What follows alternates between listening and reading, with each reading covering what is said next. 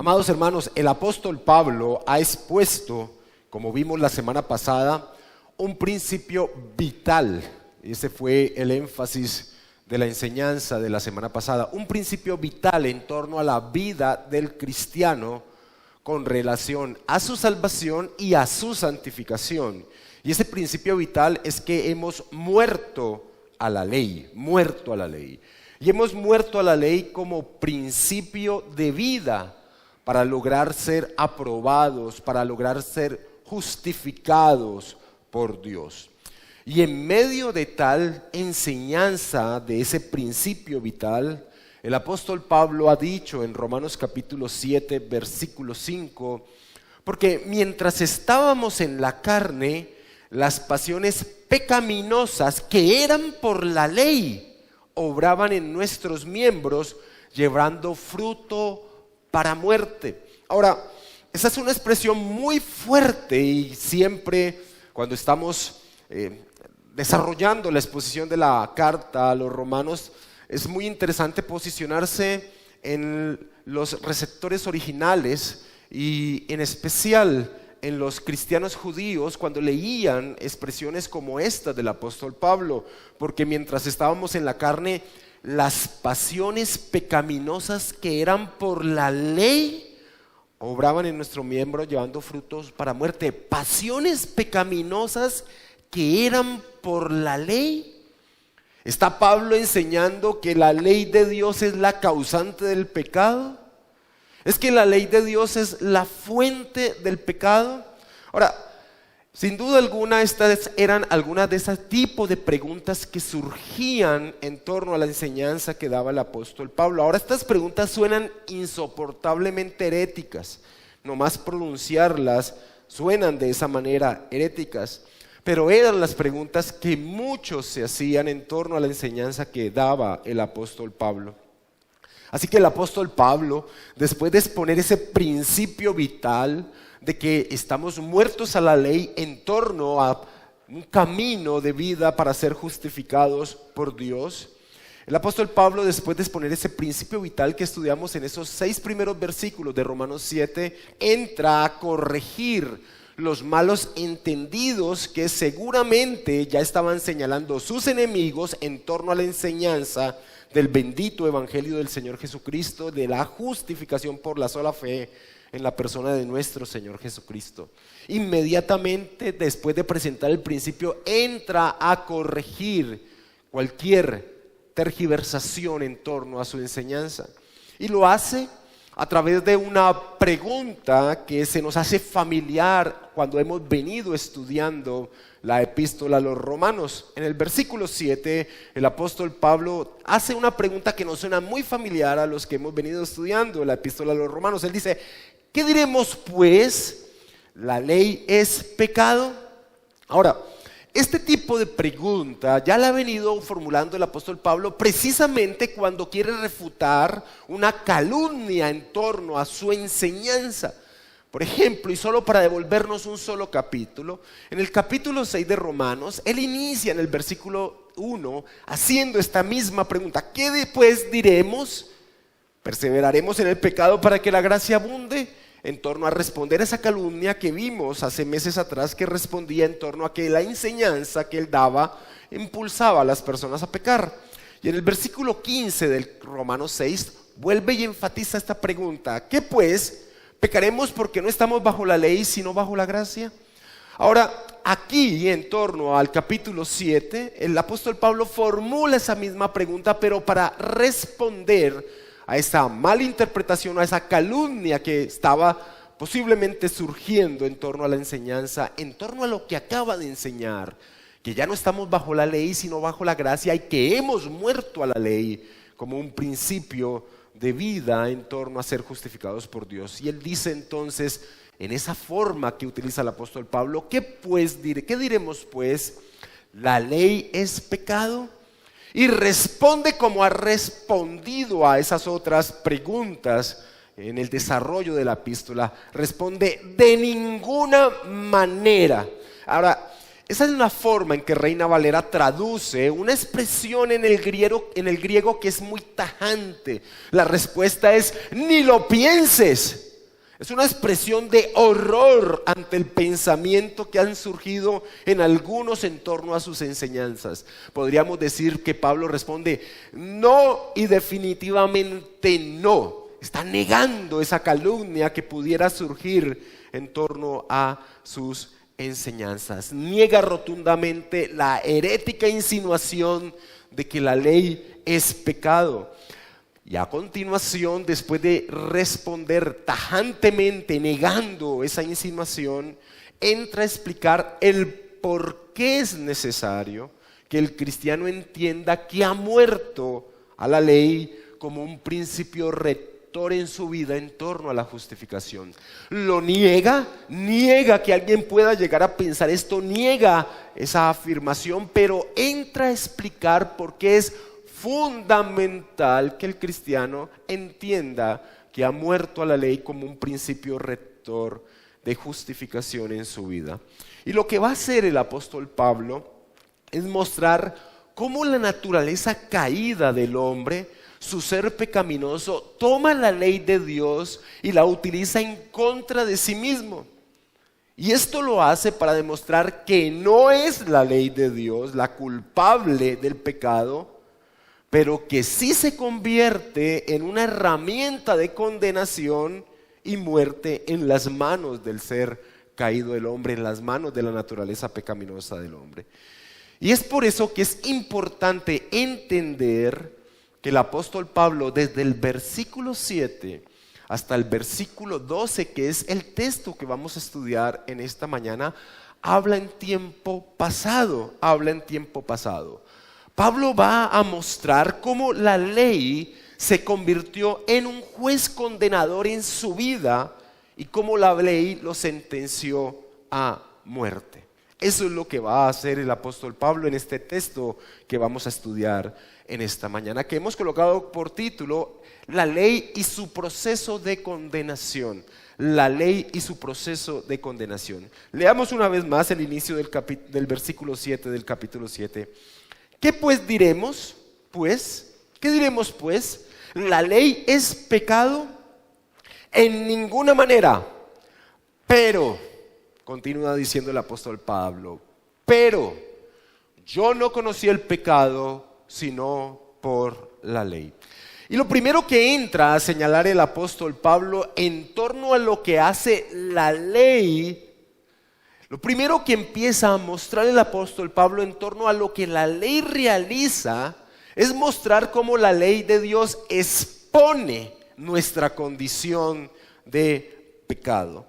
Y esta es la reflexión del apóstol Pablo ahora como cristiano, mirando hacia su pasado cuando era un fariseo, cuando el principio rector de su vida en torno a cómo ser aprobado por Dios se basaba en las obras que él supuestamente cumplía perfectamente, las obras de la ley.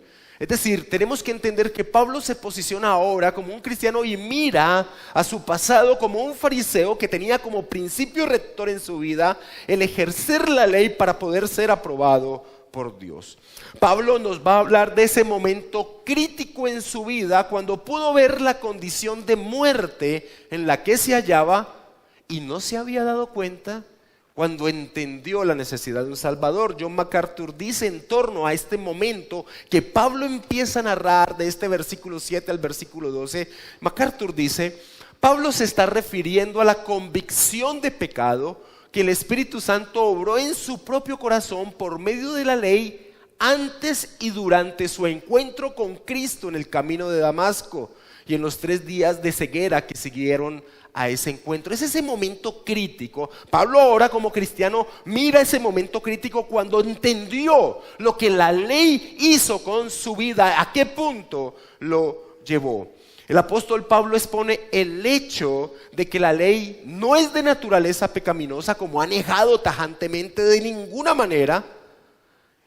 Y el primer punto que trae es que la ley no es de naturaleza pecaminosa, pues es ella misma la ley. Es ella misma la que manifiesta, la que descubre, la que alumbra las condiciones de pecado en las que se encuentra el hombre. Ella es a través de la ley que se puede ser consciente de que somos seres pecadores. Y esta es una función fundamental que cumple la ley, pues el hombre es ciego en torno a su condición. Y eso sigue ocurriendo, y esto será algo que tratemos la próxima semana, pero es común que seamos muy expertos en ver el pecado de la otra persona, pero es muy complejo ver nuestro propio pecado, y en el hombre caído, en el hombre natural, mucho más. Así que la ley cumple una función fundamental en ese momento crítico en la vida de aquel que el Espíritu Santo va a llamar para sí. Es ciego en torno a su condición. Hay una tendencia en el hombre desde su nacimiento, algo que los teólogos llaman la autojustificación. Hay una tendencia en el hombre de creerse aprobado por Dios por lo que es o por lo que hace. Y esa tendencia queda destruida cuando nuestra comparación en torno a nuestro nivel de bondad no se realiza con otro hombre. Casi es lo común que nosotros, las personas se sientan mejores o con un grado de bondad porque miran a la otra persona, se comparan con otra persona y dicen, pues yo no soy tan malo, pero ese no es el nivel de comparación que la Escritura demanda, sino que el nivel de comparación siempre se hace con Dios. Y es en ese momento cuando queda al descubierto, se resalta nuestra condición miserable como pecadores. De allí que un hombre como Juan Calvino haya dicho o enfatizara que el verdadero conocimiento del hombre está en directa relación con el conocimiento que tengamos de Dios. Cada vez que el hombre tiene mayor conocimiento acerca de Dios, se da cuenta de su condición de pecado. Y esa es precisamente la comparación que realiza la ley de Dios, porque la ley de Dios es el reflejo del carácter divino. Y lo primero que dice entonces el apóstol Pablo es, pero yo no conocí el pecado sino por la ley. El propósito que tuvo Dios cuando entregó la ley a su pueblo, la ley de Moisés a su pueblo en el Sinaí, es que ellos fueran conscientes de su condición de pecado. El día jueves que estábamos estudiando el libro de Éxodo, precisamente en esa segunda parte, desde el capítulo 20 hacia el final, veíamos cómo la Escritura gritaba que el pueblo iba a ser incapaz de cumplir la ley. No estaba siendo en ese mismo instante dada la ley y el pueblo ya la estaba quebrantando inmediatamente. La Escritura está gritando la incapacidad, y esa fue la intención de Dios al dar la ley al pueblo. No como un camino de vida, es imposible. Lo que les estaba mostrando era la incapacidad que ellos tenían de poder cumplir la ley. Y Pablo está diciendo que eso hace la ley, iniciando este desarrollo que va a mostrar el apóstol Pablo, ese proceso de la ley en el hombre natural. El primer punto que trae Pablo es que la ley descubre la naturaleza pecaminosa en el hombre, y eso se ve desde el mismo momento de la entrega de la ley en el Sinaí. Y Pablo ya lo ha dicho en la epístola. En el capítulo 3 de Romanos, versículo 20, Pablo ya ha señalado este punto. Ella ha dicho, ya que por las obras de la ley ningún ser humano será aprobado por Dios, será justificado delante de Él. Pero dice, porque por medio de la ley es el conocimiento del pecado. Ahora, cada cristiano puede dar testimonio de que esa fue la función de la ley en su vida. Por ejemplo, y este es solo un ejemplo, y lo enfatizo en mi vida. Por ejemplo, no pensábamos mucho de nosotros que hincarnos y venerar una imagen de yeso, de metal, de oro, era algo que agradaba a Dios, que por medio de ello lo honrábamos. Ese fue mi caso. Yo fui un hombre idólatra en gran manera. Detrás, siempre he contado esto, tal vez hace rato no lo hacía, pero en mi cama había, atrás en la cabecera, un cuadro del Sagrado Corazón de Jesús en metal. Yo tenía un ritual todas las noches al acostarme, tocándolo, besándolo, diferentes cosas, y con ello yo sentía que tenía una buena relación con Dios. Pero cuando la ley fue expuesta a mi vida, Vi el terrible pecado en el que me encontraba, una abominación delante de Dios. Esa es la función de la ley. La función de la ley es mostrar la condición de pecado en la que nos hallábamos. Pablo era un fariseo antes de su conversión, y el fariseo se creía a sí mismo como un perfecto cumplidor de la ley. El Señor Jesucristo expone esa tendencia de los fariseos en el inicio de una parábola. Acompáñame sin perder Romanos 7 y miramos cómo el Señor Jesucristo resalta, expone esa tendencia del fariseo en torno a lo que él creía de sí mismo, porque Pablo era un fariseo. No podemos olvidar eso en torno a esto que está hablando Pablo de su pasado. Una vez más, del versículo 7 al 12 de Romanos 7, Pablo está hablando en pasado. Está mirándose ahora como un cristiano en torno a lo que hizo la ley con él en ese momento crítico en su conversión, como resalta MacArthur. En Lucas capítulo 18, versículo del 9 al 12, en este inicio de una parábola, que es muy interesante ver por qué se origina la parábola. El Señor Jesucristo muestra una característica del fariseo. Él dice en Lucas 18, versículo 9 al 12, a unos que confiaban ¿en qué? En sí mismos como justos. Esa es la tendencia del hombre, pero que se mostraba con mayor potencia en el fariseo. A unos que confiaban en sí mismos como justos y menospreciaban a los otros, dijo también esta parábola. 2 hombres subieron al templo a orar, uno era fariseo y el otro publicano. El fariseo, puesto en pie, oraba consigo mismo de esta manera: Dios, te doy gracias porque no soy como los otros hombres. La comparación era con el otro hombre y él se veía mejor. Ladrón, injusto, adúltero, ni como este publicano. Y dice: ayuno 2 veces a la semana, doy diezmo de todo lo que gano. Él creía que era aprobado por Dios, se autojustificaba por lo que hacía, porque su comparación era con la otra persona.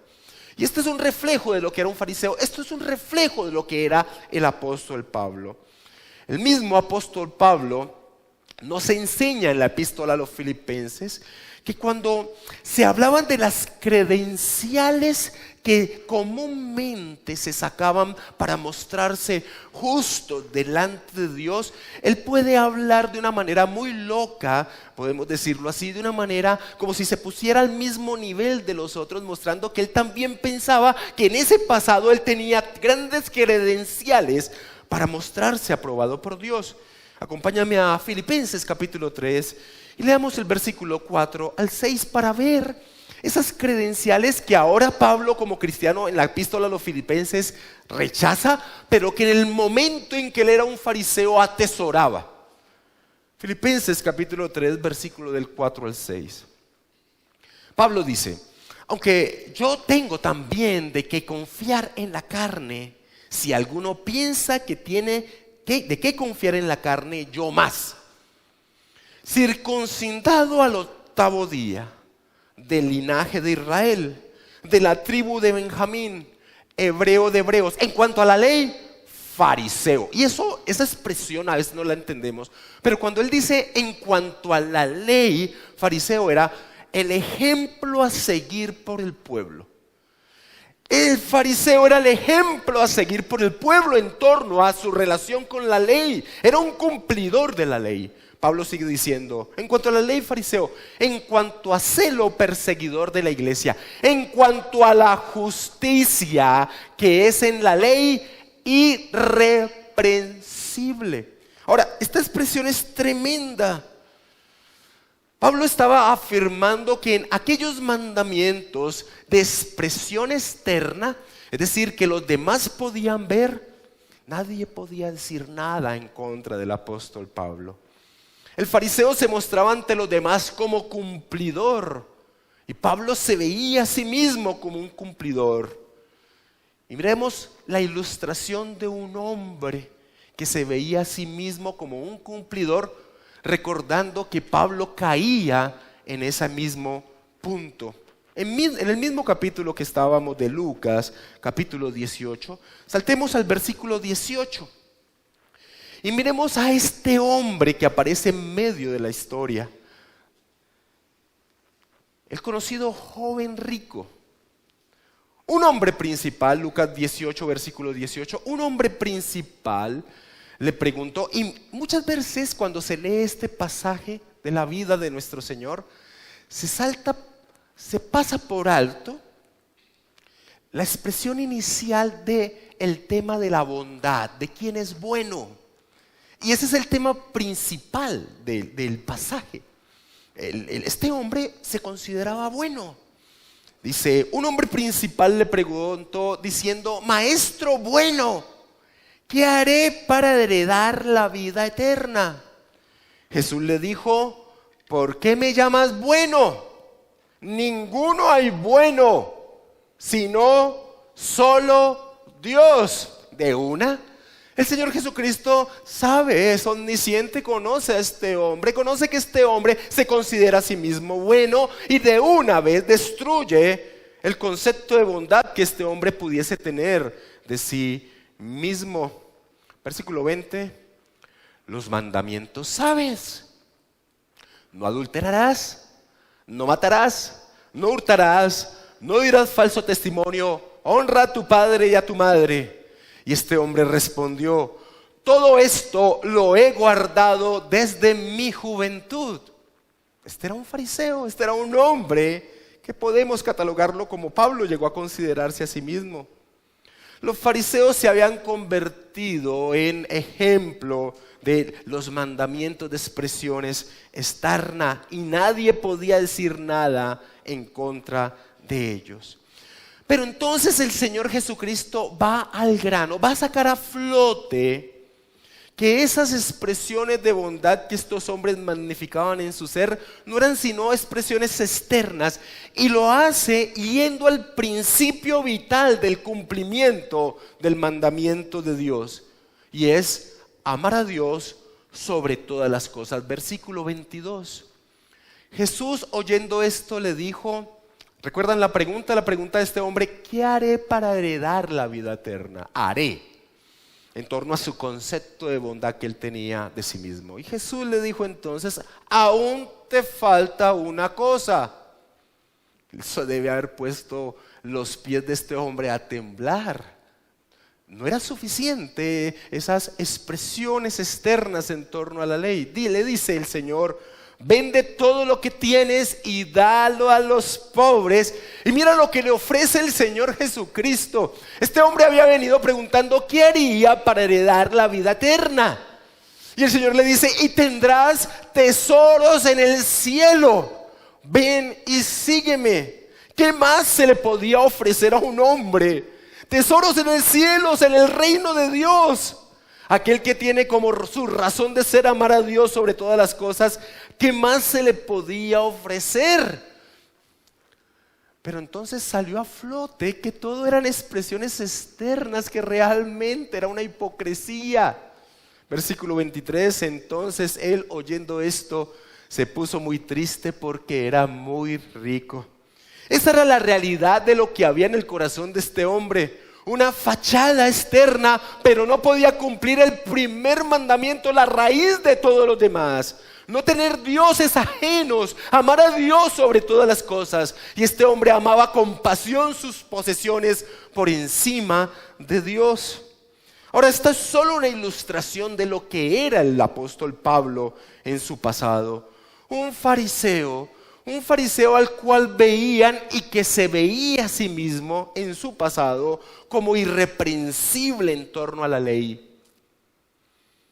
Pero fue por medio de la ley, y eso es lo que está diciendo en el capítulo 7, versículo 7. Pablo dice que fue por medio de la ley que él llegó a entender que era un pecador. La pregunta es, ¿cómo? Y la respuesta es cuando el 10º mandamiento sale a flote en su verdadera dimensión, señalando la realidad de la condición humana caída. Dice en el capítulo 7, versículo 7, en la parte final del versículo 7, porque tampoco conociera la codicia si la ley no dijera, no codiciarás. El fariseo, en torno al 10º mandamiento del Decálogo, había tratado de adularlo, de ensombrecerlo, de encubrirlo, enseñando algo que es tristemente y peligrosamente muy común en el pensamiento de las personas al día de hoy. Y tal vez aquí hay personas que en esta mañana se vayan sacudidos en su ser, porque los fariseos, y tal vez alguna persona piense lo mismo, que es errado, como el Señor lo va a mostrar, como la palabra lo va a mostrar.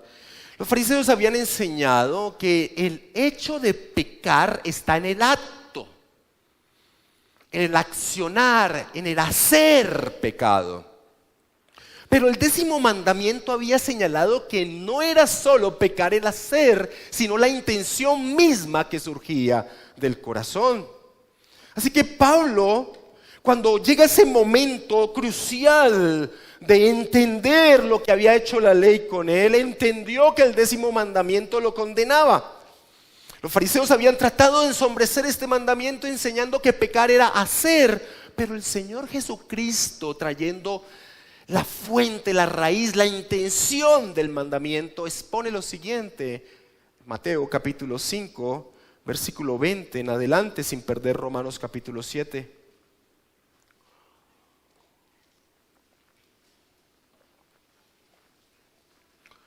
Porque os digo, dice el Señor Jesucristo, que si vuestra justicia, ¿qué? ¿No fuere mayor que la de quién? Que la de los escribas y fariseos, no entraréis en el reino de los cielos. ¿Por qué?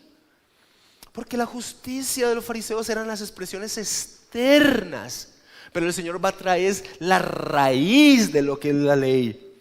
Oísteis que fue dicho a los antiguos: no matarás, y cualquiera que matare será culpable de juicio. Pero yo os digo que cualquiera que se enoje contra su hermano será culpable de juicio. Y cualquiera que diga necio a su hermano será culpable ante el concilio. Y cualquiera que le diga fatuo quedará expuesto al infierno del fuego. Versículo 27. Oísteis que fue dicho: no cometerás adulterio. Pero yo digo que cualquiera que mira a una mujer para codiciarla ya adulteró con ella en su corazón. Ahora, esto no era nuevo. Esto que está diciendo el Señor Jesucristo no es nuevo. El Señor Jesucristo está corrigiendo lo que habían hecho los fariseos con la ley de Dios, en específico con el 10º mandamiento. Por eso Pablo trae en torno a su conocimiento, como él expresa, del conocer su condición de pecado, el 10º mandamiento, el cual cuando lo entendió la raíz de este, vio su condición de pecado. Pablo el fariseo no se podía ocultar en su fachada de santidad en torno al principio, a la naturaleza de los mandamientos de Dios. John Stott dice: Pablo bien podría haber obedecido los otros 9 mandamientos de palabra y de hecho, pero la codicia se ocultaba agazapada en su corazón, como ocurría con otros pensamientos malignos de los que habló Jesús en el Sermón del Monte. De modo que fue la prohibición de la codicia lo que abrió los ojos de Pablo a su propia perversidad. Así que sin dudas la ley no es pecado, porque al contrario, ella revela el pecado, lo saca de lo más profundo de la cloaca de nuestro ser, donde trata de esconderse. Y esto es lo que ha hecho el apóstol Pablo con el versículo 7 al dar una respuesta en torno a que la ley no es pecado. Ni lo pienses, no pienses ello. Por el contrario, saca a la luz la condición en pecado en la que nos encontramos. Como señala Stott, la ley cumple una función maravillosa: revelar algo que está oculto al hombre por su naturaleza caída, su condición de culpabilidad ante Dios. Yo no conozco a todos los que están aquí sentados, no conozco sus corazones, pero si hay alguien que entró por la puerta o de este vidrio, de este lugar en esta mañana, con alguna consideración de que Dios está muy agradado con él por lo que él es y hace, déjeme decirle que está muy, muy alejado de la verdad que revela la palabra del Señor. Y esto es lo que hace Pablo entonces para vindicar la ley en torno o en contra de las malas interpretaciones del principio vital de que el cristiano ha muerto a la ley como principio rector en torno a su salvación, en torno a su justificación. Pero hasta allí no llega el proceso de la ley en el hombre natural. Esto que es bueno, esto que hace la ley de exponer la realidad de nuestra miserable condición, es tomada por la naturaleza caída del hombre y es convertida en una plataforma para incitar al hombre a pecar. Y yo pido al Señor que usted, después de que salga aquí, dentro de 45 minutos tal vez, cuando usted salga de aquí y reflexione una vez más en torno a este versículo 8 y 9 y el versículo 5 de Romanos 7, usted empiece a ver lo terrible de la naturaleza pecaminosa del hombre. Porque lo que Pablo va a exponer es que la naturaleza pecaminosa del hombre toma algo que es bueno como la ley de Dios, pero la va a convertir en una plataforma para incitar al hombre al pecar. Versículo 8. Mas el pecado, tomando ocasión por el mandamiento, produjo en mí toda codicia, porque sin la ley el pecado está muerto. Algo que tenemos que entrar para poder entender lo que Pablo está diciendo acá, es algo que es común, como ahora voy a mostrar, en el desarrollo cuando hablamos del pecado. La Escritura en varias ocasiones, aquí como Pablo lo va a hacer, va a personificar el pecado. Es decir, va a mostrarlo como un ser que realiza algo, un ser que realiza algo. Y lo que Pablo entra a mostrar aquí es que ese ser, la personificación del pecado, realiza una acción y con la expresión toma ocasión que dice en el versículo 8, esa era una expresión militar. Esa expresión en el griego que Reina Valera traduce toma ocasión, es cuando un ejército se sustentaba, se apoyaba sobre una plataforma, sobre algo listo para atacar al enemigo. Y Pablo dice que eso es lo que hace el pecado con la ley de Dios. La toma como plataforma donde se soporta para incitar al hombre a pecar. El pecado utiliza la ley de Dios para incitar al hombre a transgredirla. Y me adelanto un poquito. Leamos el versículo 13 de Romanos capítulo 7. Ahora, no lo tengo aquí, le voy a pedir al pastor Gabriel que fuerte lo diga, porque Pablo ahí va a mostrar como un resumen de lo que va a exponer, que la ley de Dios o el pecado se va a mostrar en alta manera pecaminoso a través de este proceso que estamos viendo. Sí, 7:13. Luego, lo que es bueno vino a ser muerte para mí en ninguna manera, sino que el pecado, para mostrarse pecado, produjo en mí la muerte por medio de lo que es bueno, a fin de que por el mandamiento el pecado llegase a ser sobremanera pecaminoso. Sobremanera pecaminoso. Y es algo tremendo que señala aquí el apóstol Pablo en torno a esa personificación de la naturaleza pecaminosa en nuestro ser. Toma la ley de Dios que es buena y que ha hecho algo bueno, exponer nuestra condición, pero la toma para incitar a pecar. Y ese punto es fundamental para entender lo que resaltábamos la semana pasada en torno a por qué es necesario morir a la ley como un principio rector para hallar vida. Porque nuestra naturaleza pecaminosa toma la ley y nos incita a pecar. La personificación del pecado como un enemigo del hombre, inminente su acción para atacarlo y matarlo, no es algo único del apóstol Pablo. Personalmente siempre me ha impactado cómo Dios, al advertirle a Caín del pecado que estaba por cometer, matar a su hermano Abel, personifica también al pecado. Ahora, acompáñenme los que tienen Nueva Versión Internacional a Génesis capítulo 4, versículos 6 y 7. Porque Reina Valera tristemente en su traducción literalmente no nos expresa lo que está diciendo aquí nuestro Dios a Caín antes de matar a Abel. Mira lo que dice, más literalmente, Nueva Versión Internacional lo traduce mejor, lo que Dios le dice a Caín. Entonces el Señor le dijo: ¿por qué estás tan enojado? Génesis 4:6. ¿Por qué andas cabizbajo? Si hicieres lo bueno, podrías andar con la frente en alto. Pero si hicieres lo malo, el pecado te acecha como una fiera, lista para atraparte. No obstante, tú puedes dominarlo. Como una fiera, lista para atraparte. La personificación que hace Dios mismo de la naturaleza caída de Caín.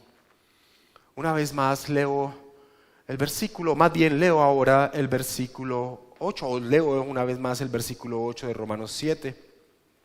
Mas el pecado, tomando ocasión por el mandamiento, produjo en mí toda codicia. La ley le había mostrado que él era un pecador codicioso, pero resulta que ahora la naturaleza pecaminosa tomó esa verdad y la convirtió en un incentivo para codiciar en gran manera. El apóstol Pablo señala que el pecado, teniendo un claro y directo mandato divino, impulsa al hombre a transgredirlo. Ahora, la naturaleza pecaminosa, teniendo claro un mandamiento divino, entonces lo toma para impulsar al hombre a transgredir el mandato. Sin esa plataforma donde posicionarse, sin esa plataforma que es la ley, el pecado estaría presente en el hombre, pero no sabría qué transgredir. Esa es la imagen que el apóstol Pablo presenta. Y no me malentiendan. No es que el hombre no sea un pecador desde su raíz, lo es, pero el mandamiento le da luz al ser pecaminoso de qué es lo que debe transgredir. Por eso el apóstol Pablo dice en la segunda parte del versículo 8: porque sin la ley el pecado está muerto. La naturaleza pecaminosa adquiere luz de lo que debe transgredir por medio de la ley e incita al hombre a pecar. En otras palabras, el ser pecaminoso, nuestra naturaleza caída, tiene como objetivo de existencia violar lo que Dios ha establecido como su voluntad. Agustín de Hipona, el gran teólogo de la cristiandad, en un testimonio de su vida, escrito en su famoso libro Confesiones, relata lo siguiente en torno a este punto. Cierta noche, a los 16 años de edad, en compañía de una pandilla de traviesos adolescentes, sacudimos un árbol de peras y robamos sus frutas. Nuestro motivo, confiesa Agustín, no era que tuviéramos hambre, porque en realidad arrojamos las peras a los cerdos. Él dice: robé algo que yo tenía en abundancia en mi casa y de mucha mejor calidad. Mi deseo no era disfrutar de lo adquirido robado, sino simplemente disfrutar de la emoción de robar y de hacer algo malo. Y se pregunta Agustín: ¿acaso era posible obtener placer en algo ilícito simplemente por tratarse de algo que no estaba permitido? Y la respuesta escalofriante para Agustín y para todos los hombres es sí. Warren Wiersbe, un teólogo contemporáneo, relata un testimonio común y natural en torno a este punto. Una vez yo estaba en un parque mirando las bancas recién pintadas y noté un anuncio en cada banca: no tocar. Mientras observaba, vi a varias personas deliberadamente tocando la pintura fresca. ¿Por qué? Porque el anuncio les decía que no lo hicieran. Y la ilustración clásica de esta verdad: pon a un niño en un salón durante unos minutos. Después regresa y dile que no toque la porcelana que está en la mesita, que siempre ha estado allí. Retírate y obsérvalo y verás la imperiosa necesidad que se ha creado en el niño de ir a tocar la porcelana. ¿Por qué? Porque la ley ha excitado a su ser caído. La ley, que es para desalentar el pecado, termina despertándolo. Mis amados hermanos, el problema no está en el mandamiento, sino en el hombre. El problema no está en la ley que alumbra la condición del hombre. El problema es el ser pecaminoso del hombre. Versículo 9 de Romanos 7. Y yo sin la ley vivía en un tiempo, pero venido el mandamiento, el pecado revivió y yo morí. Ahora, la pregunta que asalta inmediatamente al leer estas palabras del apóstol Pablo no es en torno a la referencia que trata de reafirmar, que ya ha dicho en el versículo 8, que la ley despierta en el hombre el deseo de transgredirla. Esa no es la pregunta, porque ya lo hemos desarrollado en el versículo 8. La pregunta que ha inquietado la mente de los exégetas cristianos en la historia de la iglesia es: ¿a qué tiempo de la vida de Pablo se refiere a que vivía sin la ley? Esa es la pregunta que ha inquietado la mente de los exégetas. Ahora, voy a mostrar las diferentes posiciones que se han dado rápidamente en torno a qué tiempo es que Pablo está haciendo referencia allí. Pero tristemente la cristiandad se ha enfocado al tiempo o a qué está haciendo referencia Pablo allí, y ha perdido el enfoque de lo que Pablo está exponiendo aquí. Y es esa terrible condición del hombre en torno a su naturaleza caída. Ahora, en torno a qué tiempo o a qué está haciendo referencia aquí el apóstol Pablo de que vivía sin la ley, algunos han dicho que Pablo se está refiriendo a cuando él era un niño antes de los 13 años, a cuando él era un niño antes de la celebración del Bar Miznat. El Bar Miznah es la celebración judía de cuando un niño cumple 13 años y se le considera ahora un ser responsable ante la ley. Ahora, esto se tiene que refutar porque, aunque esa es una celebración en torno a la ley, un niño judío nunca está desligado por la ley. Los padres de ese niño jamás pensarían de su hijo como alguien desligado de la ley. Ahora, otros han dicho que Pablo escribe como un representante de la nación israelita, y que el tiempo sin ley en la que se refiere el apóstol Pablo que vivió aquí fue antes de que la ley fuese dada al pueblo israelita. Pero el problema con esa posición es que Pablo en este pasaje relaciona constantemente lo narrado con su vida. Y no es fácil tomar esa posición. Otros dicen que Pablo está representando a la humanidad y que en la época que vivió sin ley fue antes que Adán recibiera el mandato de parte de Dios de no tomar del fruto del árbol del bien y del mal. Pero esta posición también es muy difícil de sostener en torno al pasaje.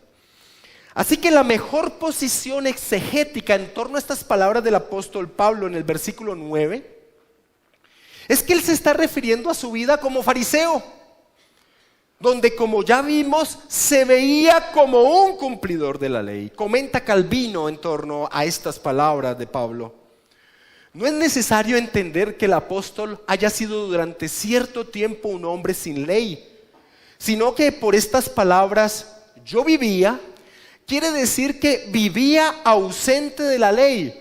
O sea, que estaba orgulloso y confiado en su propia justicia, atribuyéndose vida a sí mismo, aunque estuviera muerto. William Hendrickson parafrasea el versículo 9 de esta manera: hubo un tiempo en que me sentí seguro, sin tener una convicción de pecado. En ese tiempo, la implicación plena de la ley no se había registrado aún en mi conciencia. No había llegado a ser un peso intolerable sobre mi corazón. Yo pensaba que en lo moral y espiritual me iba bastante bien. Pero cuando el mandamiento vino, es decir, cuando me percaté de que era lo que la ley realmente demandaba, me di cuenta de cuán grande pecador era yo.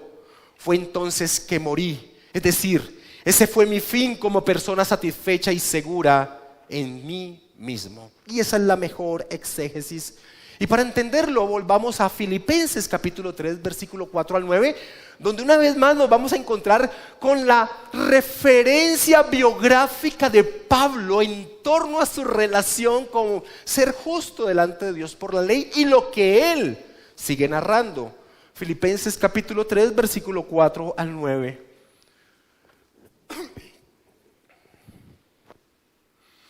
Aunque yo tengo también de qué confiar en la carne, si alguno piensa que tiene de qué confiar en la carne, yo más. circuncidado al 8º día, del linaje de Israel, de la tribu de Benjamín, hebreo de hebreos, en cuanto a la ley fariseo, en cuanto a celo perseguidor de la iglesia, en cuanto a la justicia que es en la ley, irreprensible. Pero cuantas cosas eran para mi ganancia, las he estimado como pérdida por amor de Cristo. Y ciertamente aún estimo todas las cosas como pérdida por la excelencia del conocimiento de Cristo Jesús mi Señor, por amor del cual lo he perdido todo. Y la frase es poderosa, y lo tengo por basura, traduce Reina Valera, más literal y no tan ofensiva, lo tengo por estiércol. Todo eso que para ellos era sublime. Ahora Pablo, en su entendimiento de su incapacidad en torno a la ley para ser justificado delante de Dios, dice que lo tiene por estiércol para ganar a Cristo y ser hallado en Él, no teniendo mi propia justicia que es por la ley, que sería incapaz delante de un Dios santo, sino la que es por la fe de Cristo, la justicia que es de Dios por la fe. Así que, amados hermanos, sin duda alguna la ley señala el pecado, pero el ser pecaminoso se aprovecha de dicho señalamiento para despertar el deseo de violar lo demandado. Eso es lo que ha dicho Pablo, versículo 8 y 9, una vez más lo leemos. Mas el pecado, tomando ocasión por el mandamiento, produjo en mí toda codicia, porque sin la ley el pecado está muerto. Y yo sin la ley vivía en un tiempo, pero venido el mandamiento, el pecado revivió y yo morí. Ahora, hagámonos esta pregunta. ¿Qué es lo que sucede en el hombre? ¿Qué es lo que sucede en el hombre en su estado natural? Y esa respuesta lo podemos encontrar en el momento en el que el pecado hizo su aparición en la existencia del hombre. Es decir, en el Edén. La potencia de la tentación de Satanás en el Edén fue que les pintó, yo sé que ustedes me entienden, la mayoría de los que están aquí, o les mostró la posibilidad al hombre del poder ser ellos mismos quienes definieran qué era lo bueno o lo malo, que ellos mismos fueran los legisladores de su propia existencia, que tomaran el papel de creador y no de criatura. La tentación fue, sino que sabe Dios que el día que comáis de él, del árbol de la ciencia del bien y del mal, serán abiertos vuestros ojos y seréis como Dios, sabiendo el bien y el mal. Y con ese principio de autonomía, es decir, nosotros definimos qué es lo bueno y qué es lo malo, y con ese principio de independencia, de autonomía, nacemos todos los hombres odiando que se nos demande lo que debemos hacer. Y aquí hay tantas aplicaciones que vienen a mi mente que no tengo escritas. De allí la necesidad que como padre le enseñes a tus hijos a respetar la autoridad, porque eso no es algo natural en tu hijo. Pero tristemente al día de hoy, en el inicio de respetar la autoridad que hablan los mismos padres, los padres ya no son autoridad sino amiguitos. En el colegio los profesores ya no son autoridad, sino que los padres se unen a sus hijitos a criticar al profesor. Y así nacen y siguen sus vidas viendo la autoridad como un enemigo. Eso es algo natural que tú has fomentado si no has cumplido tu papel de direccionar a tu hijo en torno a temer a la autoridad, porque ninguna autoridad ha sido establecida sino por Dios, dice la Escritura. William Cranfield dice lo siguiente: desafiado por la ley que nos reclama para Dios y para nuestro prójimo, nuestro egocentrismo, nuestro ego pecaminoso reconoce en la ley de Dios que está siendo puesto en tela de juicio y atacado. El ego sabe que la ley de Dios está puesto en tela de juicio, ese derecho que cree tener de definir qué es lo bueno y lo malo en torno a su vida. Y en consecuencia lucha con violencia para defenderse, despertando el deseo de violar el mandamiento. Es como si quisiera decir, es el momento de mostrar quién es verdaderamente el que manda. Por eso el cristiano debe entender que ha muerto a la ley como un principio rector para ganar la aprobación delante de Dios. Porque el hombre en su estado caído no puede utilizar la ley, y la ley nunca fue dada con ese propósito, porque el ser pecaminoso la utiliza aún para despertar el deseo de pecar. Ahora, el apóstol Pablo no ha terminado de exponer qué es lo que hace la naturaleza pecaminosa con la ley de Dios. Falta el golpe definitivo. Versículos 10 y 11. Y hallé que el mismo mandamiento que era para vida, a mí me resultó para muerte. Porque el pecado, tomando ocasión por el mandamiento, me engañó y por él me mató. Pablo, el fariseo, fue engañado por su ser pecaminoso, creyendo que podía cumplir el principio: haz esto y vivirás. Y es por eso que dice: y hallé que el mismo mandamiento que era para vida. Pero cuando entendió la dimensión de la ley de Dios, que no solo violada con el sino que empieza con la intención del ser, Pablo entendió que en vez de darle vida, la ley lo señalaba como culpable, digno de la muerte eterna. Acompáñame a Gálatas 3:10.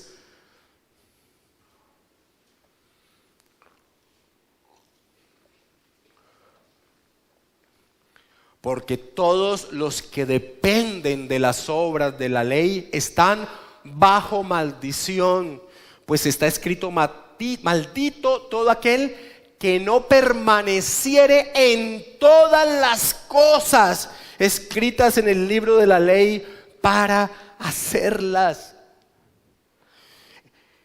Pablo, el fariseo, fue engañado creyendo que él podía cumplir el principio: haz esto y vivirás. El pecado anima a transgredir la ley hasta que el pecador cae en la trampa. Cuando su víctima ha caído, lo deja en un estado de condenación, pues la ley así lo señala. Es como si dijera el pecado, la naturaleza pecaminosa: vamos, peca, peca, peca. Y al pecar, la ley decreta: digno de la muerte. Y eso no es extraño entonces al nombre que tiene nuestro enemigo, Satanás. Satanás es el tentador, pero también es el acusador. Es el tentador, pero también es el acusador. William Barclay dice lo siguiente: lo terrible del pecado se ve en el hecho de que puede tomar una cosa buena y convertirla en un instrumento para el mal. Eso es lo que hace el pecado. Puede tomar el encanto del amor y convertirlo en lujuria. Puede tomar el deseo honroso de la independencia y convertirlo en una obsesión de dinero y poder. Puede tomar la belleza de la amistad y usarla como seducción para cosas malas. Así que en este proceso que ha mostrado el apóstol Pablo del versículo 7 al versículo 11, ha cumplido su propósito: señalar los 3 efectos de la ley en relación con el ser pecaminoso del hombre: exponer, provocar y condenar. Y ha mostrado que la ley no es en sí misma pecaminosa, como tampoco es responsable del pecado. Es el ser pecaminoso del hombre quien toma algo bueno que es la ley de Dios y lo utiliza como un arma en contra del hombre. Por eso Pablo en 1 Corintios 15 dice que el poder del pecado es la ley. Y ya entendemos por qué. La ley entonces queda eximida de responsabilidad. La culpa es del ser pecaminoso del hombre. Por el contrario, porque nada se sale de los planes divinos de Dios, la ley ha cumplido su papel. ¿Cuál? En aquel que ha recibido vida espiritual, la ley le hace consciente de su estado miserable y le lleva a mirar la necesidad de un Salvador. Y eso es lo que enfatiza Charles Hodge, comentando en este punto de la epístola lo siguiente: la ley, aunque no puede asegurar la justificación ni la santificación de los hombres, desempeña una función esencial en la economía de la salvación. Se encarga de iluminar la conciencia y asegura su veredicto en contra de una multitud de males, los cuales no habríamos reconocido como pecados de otra manera. Despierta el pecado, incrementando su poder y haciendo de él, tanto en sí mismo como en nuestras conciencias, excesivamente pecaminoso. Por lo tanto, produce ese estado mental que constituye una preparación necesaria para la recepción del Evangelio. Convicción de pecado, esto es, un conocimiento adecuado de nuestra naturaleza y una percepción de su poder sobre nosotros. Esto constituye una parte indispensable de la religión evangélica. Antes de que el evangelio pueda ser acogido como el medio de la liberación del pecado, debemos sentir que estamos inmersos y arraigados en la corrupción y la miseria. No estamos enfermos, mis hermanos, estamos muertos ante Dios, incapacitados totalmente. Necesitamos un Salvador. Es el proceso final al que lleva la ley. Necesitamos un Salvador. El arminianismo que enseña que el hombre está enfermito y que necesita una enfermera es una herejía en contra de la verdad que enseña la palabra del Señor. Estamos muertos. Y ese es el proceso final al que lleva la ley. Por eso el apóstol Pablo concluye resaltando el carácter santo de la ley. Versículo 12. De manera que la ley a la verdad es santa y el mandamiento santo, justo y bueno. Sin dudas, mis hermanos, la ley cumple su papel, expone el pecado y al hacerlo señala la necesidad de un Salvador. Y déjenme terminar con algunas aplicaciones. Si ya ha habido algunas, quiero resaltar algunas aplicaciones en torno a esta verdad. La primera y principal y la lógica es hacerte la pregunta a ti mismo. De pronto aquí hay varios autojustificadores. De pronto aquí hay varios hombres y mujeres a los cuales se le levantó diciendo: papito, mamita, tú sí que eres bueno, tú eres excelente. Compárate con tus compañeritos, compárate con tus primitos, compárate con tus hermanos. Tú sí que eres bueno. Y eso se ha levantado como una barrera a la incapacidad de ver la condición en la que se hallas. ¿Todavía piensas de ti en algún grado de bondad propia? Ahora, si esa es tu lucha, porque desde niño te hicieron creer eso, esta es la solución. No te compares con los demás hombres. Compárate con el carácter santo de Dios que se ve reflejado en su ley. El Señor dijo: sed santos como yo soy santo. Ese es el grado de comparación que debemos tener. Y así, cuando alguien se sabe miserable, polvo, clama en torno a un Salvador, a la persona de nuestro Señor Jesucristo. John Flavel da la siguiente oración que no es capaz de ser repetida sino por alguien que ha entendido, ha llegado a este punto que Pablo ha llegado, que ha narrado aquí. John Flavel oraba de la siguiente manera: si la luz fuere agradable a nuestros ojos, ¿cuán agradable será la luz de la vida que brota del sol de justicia? Si un perdón resultare dulce o un malhechor condenado, ¿cuán dulce será la sangre rociada de Jesús para la conciencia temblorosa de un pecador condenado a la ley? Si el rescate de las garras de un tirano cruel fuere dulce para un pobre cautivo, ¿cuán dulce será los oídos de los pecadores esclavizados escuchar la voz de la libertad y la liberación proclamada por Jesucristo? Esta oración no es posible que sea repetida desde el corazón a alguien que todavía piensa en bondades propias. La segunda aplicación que quiero traer es que aquí nos enseña algo que es fundamental. El pecado no es la acción, porque muchos se autojustifican en que no cometen, no hacen, y aquí entro a hablarle a todos los cristianos también, aunque el énfasis será la próxima semana. Muchos se autojustifican en que no hacen lo que sueñan, lo que anhelan, lo que juguetean con sus mentes, pero claramente esa es una licencia pecaminosa y ofensiva ante Dios. El perfeccionismo, que es una doctrina de las iglesias wesleyanas, al no poder negar esa actividad de pecado de los hombres jugueteando, dicen, han llegado al mismo error que llegaron los fariseos del siglo I y señalan el pecado como la acción. lo otro es un error, pero la Escritura lo señala como un pecado. Nosotros debemos guardar nuestro corazón y nuestra mente. Una tercera aplicación es que los creyentes, y este es el legalismo, los creyentes que tratan de vivir por medio de reglas y normas descubren que su sistema legalista solo incita a más pecados y crea más problemas. Las iglesias de mujeres con faldas largas, pelo largo, la lengua de ellas es larga. Y esto es solo un ejemplo de lo que lleva el legalismo. Las iglesias en Galacia, en la región de Galacia, eran muy legalistas. Recuerden que ellos habían cambiado el principio de la libertad en Cristo por las obras. Y Pablo dice que en esto se habían convertido ellos. Pero si os mordéis y os coméis unos a otros, mirad también que no os consumáis unos a otros. Su legalismo no los hizo más espirituales, los hizo más pecaminosos.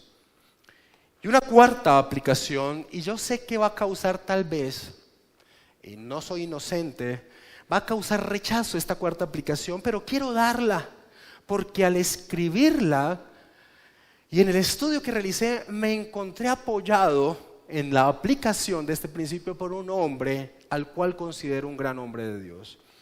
La cuarta aplicación es que la ignorancia de las Escrituras lleva a fomentar el pecado. Un ejemplo de esto fue lo que hace algunos años, yo lo viví como estudiante de colegio, fue lo que hace algunos años empezó en el conocido fracaso, dentro de mis palabras, de la llamada educación sexual. Yo tal vez estaría en 5º grado de primaria cuando parece ser que desde el gobierno se empezó a impulsar acerca de la educación sexual. Y yo puedo dar testimonio de lo que hizo la educación sexual en la vida mía y de mis compañeros. Ahora, el resultado de la educación sexual ha sido el despertar del deseo sexual desde tempranas edades. Martin Lloyd-Jones, en un escrito de 1973, es decir, hace 45 años, decía lo siguiente: hay algo que usted sepa a la luz de esta enseñanza, está comentando este principio que acabamos de ver. ¿Hay algo que usted sepa a la luz de esta enseñanza que es más peligroso que las ideas actuales sobre el sexo y la enseñanza de la moral? Todo tipo de personas nos exhortan constantemente a dar instrucciones sobre el sexo y la moralidad a nuestros hijos. Dicen, el gran problema en torno al sexo era que en el pasado se tenían a los niños en ignorancia acerca de este tema. Era un tema innombrable y el resultado fue que todos nuestros antepasados fueron simplemente una masa de personas acomplejadas y represivas. Ellos eran, según la lógica de hoy, psicológicamente enfermos. Todos los que vivieron hasta que llegó esta generación, dice Lloyd-Jones, fueron más o menos psicópatas. Estaba referenciando lo que decían en esa época de él. Porque ellos nunca enfrentaron el tema del sexo tan libre y abiertamente. Lo que han debido hacer es lo que ahora hacemos: hablar del sexo en los colegios con los niños y con los adolescentes. Y responde Lloyd-Jones: ¡qué ignorancia! No solo de la naturaleza humana, sino del pecado. ¿No pueden ver que lo que están haciendo es impulsando a los niños y a los jóvenes a pecar? Les hablan de sexo y cuando más le dicen, más despertarán en ellos una curiosidad enfermiza. Alguno dirá: para los puros todas las cosas son puras. Pero no somos puros por naturaleza. Nuestros hijos no son puros, no somos puros. Y para el impuro nada es puro. Cuando nos damos cuenta del poder del pecado y descubrimos que incluso puede usar la ley de Dios como un punto de apoyo para crear deseos y concupiscencias, porque la mente y el corazón son impuros, también nos daremos cuenta de que esta enseñanza moderna es perniciosa y está llena de peligro. ¿Cuánta razón tenía Lloyd-Jones? Mira las estadísticas de lo que sucedía antes, cuando era un tema reservado, a lo que acontece ahora en esta triste realidad que vivimos como sociedad. Y esta enseñanza termina con lo que ya leímos del versículo 13 y que vuelvo a decir y que nos sirve de un puente en la enseñanza del día de hoy y de la enseñanza del domingo. Versículo 13 de Romanos capítulo 7. Luego, lo que es bueno vino a ser muerte para mí. En ninguna manera. Sino que el pecado, para mostrarse pecado, produjo en mí la muerte por medio de lo que es bueno, a fin de que por el mandamiento el pecado llegase a ser sobremanera pecaminoso. La ley ha desenmascarado al pecado. Vamos a orar, mis hermanos.